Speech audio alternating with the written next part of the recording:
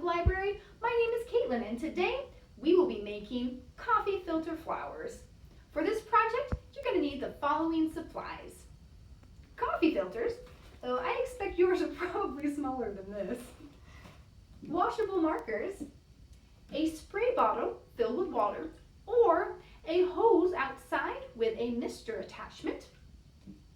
You'll need some scissors, and optionally, some chenille stems. This craft can be a little messy, so if you want, please protect your table with a trash bag or plastic tablecloth, or do it outside. It's a beautiful day. The weather's great for it. To begin, let's start by coloring your coffee filter with your washable markers. For best results, you want to make sure that you use colors that blend well together. For instance, yellow and blue mixed together to make green.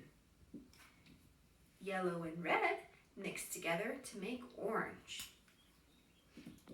Red and blue mixed together to make purple.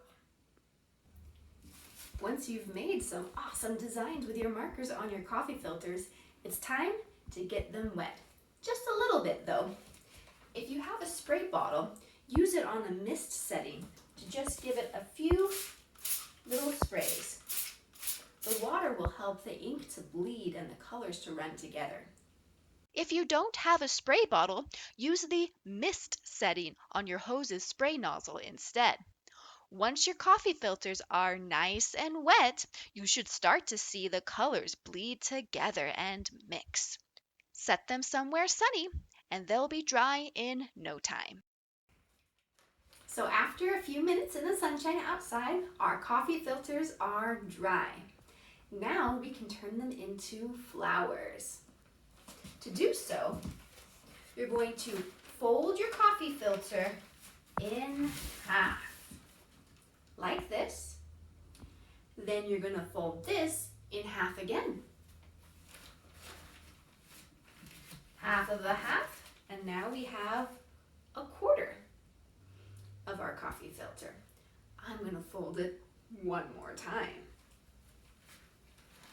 Half of a quarter is an eighth.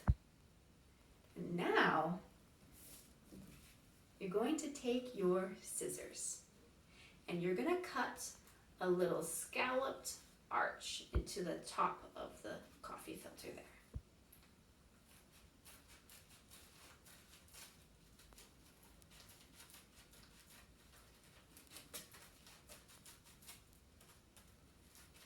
And of course, when you're done, you're going to clean up all of the paper that falls, right? Okay, it looks like a little heart. When we open it up, you'll see that all the way around, it has a nice scalloped edge. So when you have it open, you're going to grab it by the center and kind of bunch it up a little bit. You can twist the bottom just like that, and then grab one of your chenille stems and you're going to twist that along the top. This part is optional. If you don't have a stem like this, you could probably find a real stick and just affix it with some tape. But once you have that attached there, you can open up your flower a little bit. And there you go. If you'd like to make a double layer flower, you are going to need 2 coffee filters that have been colored and wet and dried. You're going to place the 2 coffee filters on top of each other. And now we're going to fold it just like we did for the single layer flower. So fold it in half, fold it into quarters, fold it into eighths.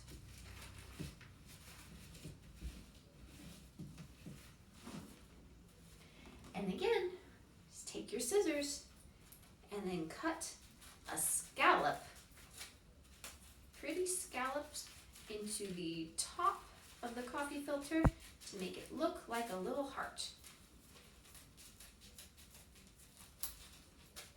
There we go. Open it up. And now both of them have this pretty design on the edge. And so you can pinch the middle, bunch it up, and then twist the bottom. And this way, when you floof it, it will be more voluminous. It'll floof off bigger. See the difference? So you can do it with just one coffee filter, but 2 coffee filters make it look even prettier. So that's it for today. Thanks for joining us for this episode of Creative Kids at Home with the Livermore Public Library. I hope you enjoy your coffee filter flowers. Incidentally, they do make a lovely gift, and Mother's Day is coming up, so perhaps there is a mom or grandmother in your life that might enjoy one. Check back next week, and we'll have another video posted just for kids. See you then!